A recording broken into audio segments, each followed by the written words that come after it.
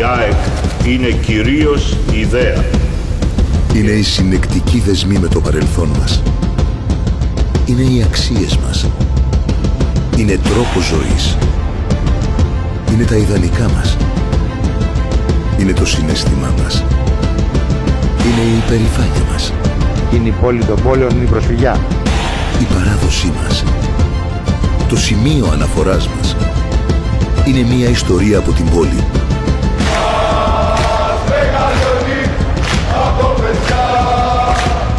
Είναι τα 3 γράμματα που μας ομορφαίνουν τη ζωή. Είναι η οικογένειά μου. Είναι η χαρά της επιτυχίας. Είναι η αξιοπρέπεια της αποτυχίας. Είναι η διαφορετικότητά μας.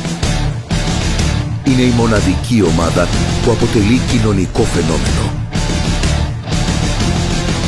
Τα 13 πρωταθλήματα, τα 16 κύπελα, το 1 League Cup, τα 2 Super Cup, η παρουσία στους προημιτελικούς και των 3 ευρωπαϊκών διοργανώσεων είναι ελάχιστα μπροστά σε όσα έχει νιώσει κάθε φίλαθλος για αυτή την ομάδα.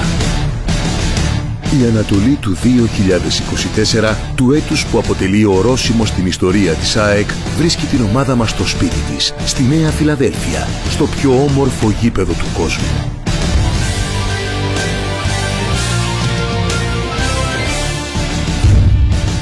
Η ΑΕΚ είναι νταμπλούχος Ελλάδας, είναι πανίσχυρη, είναι ενωμένη και δεν φοβάται τίποτα. Ένας αιώνας ΑΕΚ, γραμμένος στην ιστορία, γραμμένος στις καρδιές μας. Αυτό είναι το έμβλημά μας, αυτή είναι η τιμή μας, αυτή και η υπερηφάνεια μας. Γιατί η ιστορία δεν έχει τέλος, μόνο αρχή. Ζήτω η ΑΕΚ!